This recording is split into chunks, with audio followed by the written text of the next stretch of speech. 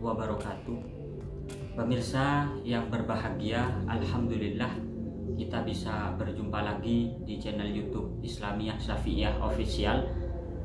Dan tentunya pada kesempatan yang berbahagia ini kami ingin menjelaskan suatu hal yang awalnya adalah pertanyaan sebagian orang mengenai hukum mengkonsumsi bekecot. Bekecot itu halal apa enggak untuk dimakan? Karena menurut si penanya ini sudah banyak orang-orang masyarakat yang makan makanan bekecot. Jadi perlu kami perjelas hukumnya. Setelah kami rujuk di berbagai kitab, ternyata kami menemukan bekecot itu istilahnya kalau di Arab adalah halzun. Tepatnya di kitab Hayatul Hayawanil Kubro juz 1 Sohifah 237. Jadi halzun. Halzun itu adalah hewan, suatu hewan yang punya tabung terbuat dari batu atau karang. Jadi fi jaufi umbu batih hajarotin ya.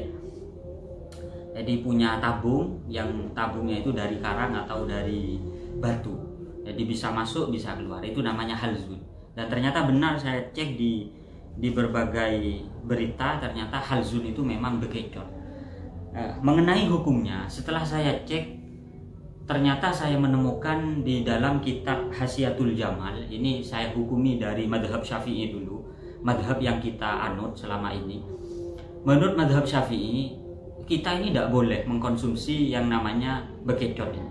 Karena menurut ulama Syafi'iyah di dalam kitab Hasyiatul Jamal, halzun ini termasuk hewan yang mustahbasun, hewan yang menjijikkan atau hasyarot yang tidak boleh untuk dikonsumsi.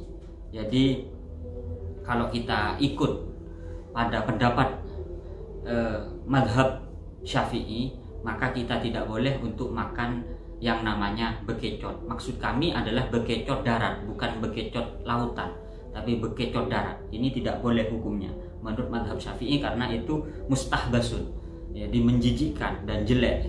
Jadi tidak boleh untuk dikonsumsi. Kalau kita lihat di kitab-kitab lain, yaitu madhab lain, khususnya dalam kitab Imam Malik, namanya kitab adalah Al-Mudawwanah Kubro. Ternyata ada pertanyaan kepada Imam Malik suatu ketika. Ini ditanyakan tentang hewan yang ada di Maroko. Yuqalu lahu halzun, yang namanya adalah bekecot. Apa pendapatnya Imam Malik mengenai bekecot ini? Arohu misal jarod. Maka saya berpendapat itu sama seperti belalang, boleh untuk dimakan dan boleh untuk dikonsumsi.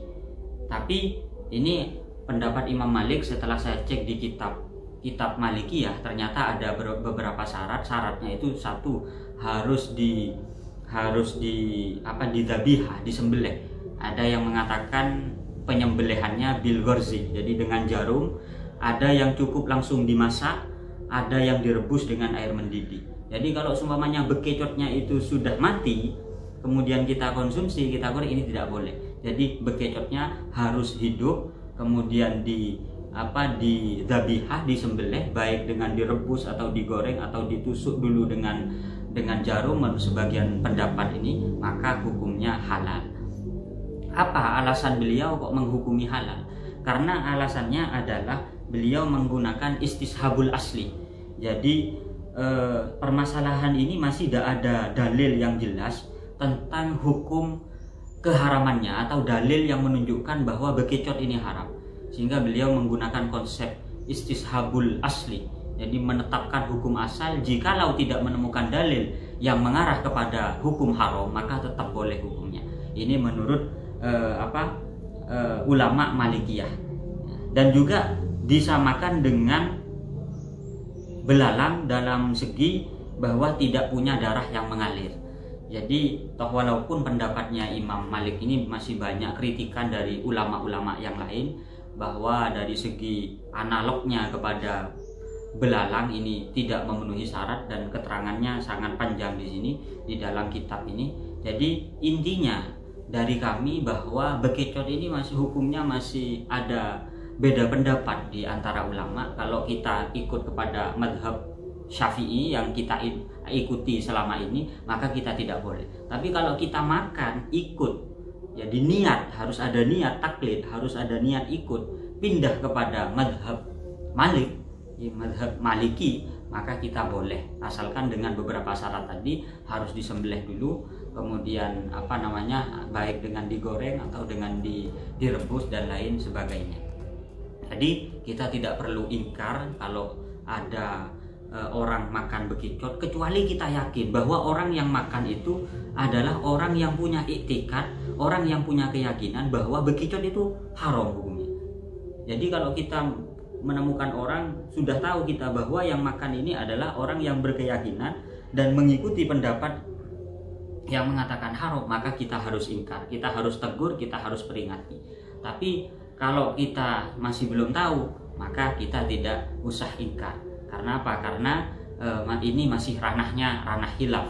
Ada yang mengatakan haram, ada yang mengatakan boleh. Jadi dari kami sekian, semoga ada manfaatnya, semoga bermanfaat kepada masyarakat. Akhiran, assalamualaikum warahmatullahi wabarakatuh.